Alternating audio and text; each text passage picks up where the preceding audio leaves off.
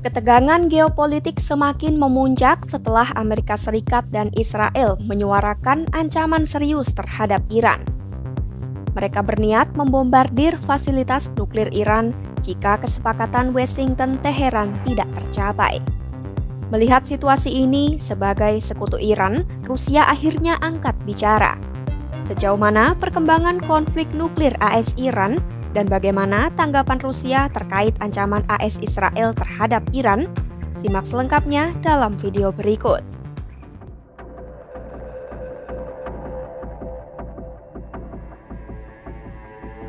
Pada Minggu 6 April 2025, Presiden AS Donald Trump memperingatkan jika Iran tak bersedia mencapai kesepakatan baru dengan Washington, maka negara itu akan menghadapi dua kemungkinan hukuman berat. Dua hukuman itu yakni serangan militer dalam bentuk pengeboman besar-besaran dan pemberlakuan tarif sekunder. Tak hanya itu, Trump bahkan menyebut Israel mungkin akan memimpin operasi militer terhadap Iran jika mereka tak mau menghentikan program nuklirnya. But with Iran, if it requires military, we're going to have military. Israel will obviously be very much involved in that. He'll be the leader of that. But nobody leads us. We do what we want to do. Ancaman ini mencuat setelah Iran menolak ajakan negosiasi langsung dari AS dengan alasan mereka tidak akan berunding di bawah tekanan dan ancaman militer. Meski begitu, Iran menyatakan masih terbuka untuk negosiasi tidak langsung sebagaimana ditegaskan oleh Presiden Iran Masoud Pezeshkian. Trump mengeklaim pembicaraan antara kedua belah pihak memang sedang berlangsung, namun ia tak memberikan rincian lebih lanjut. Jika dalam beberapa minggu ke depan tidak ada kemajuan diplomatik, maka tarif sekunder akan diterapkan seperti yang pernah dilakukan terhadap Iran 4 tahun lalu. Tarif sekunder ini akan berdampak tidak hanya pada Iran, namun juga negara-negara lain atau entitas yang masih membeli produk Iran.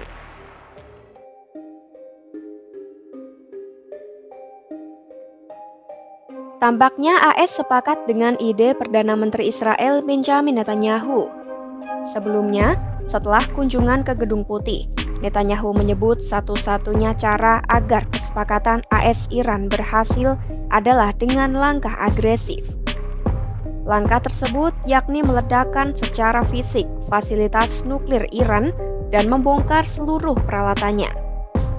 Menurutnya, diplomasi masih mungkin dilakukan, tetapi dengan syarat Iran sepenuhnya dilucuti dari kapasitas nuklirnya, bukan hanya dengan janji atau pengawasan terbatas.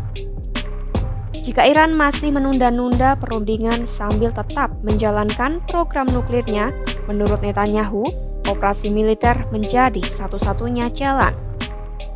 אנחנו מסכימים שלאיראן לא יהיה נשק גרעיני. זה יכול לעשות בהסכם, אבל רק אם ההסכם הזה הוא הסכם נוסח לוב, שנכנסים, מפוצצים את המתקנים, מפרקים את כל המכשורים, בפיקוח אמריקני, בביצוע אמריקני, זה טוב.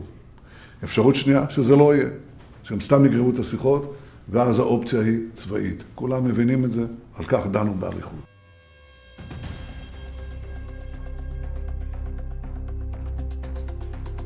Sebagai sekutu Iran, Rusia menuding niat Trump dan Netanyahu yang ingin membombardir Iran tidak akan membawa perdamaian. Melalui juru bicara Kemenlu Rusia, Maria Zakharova, Rusia menilai dunia sudah mulai lelah dengan ancaman militer yang terus-menerus diarahkan kepada Iran. Pendekatan AS yang disebut bersifat konfrontatif, terutama sejak Trump kembali menjabat, dianggap memperburuk situasi.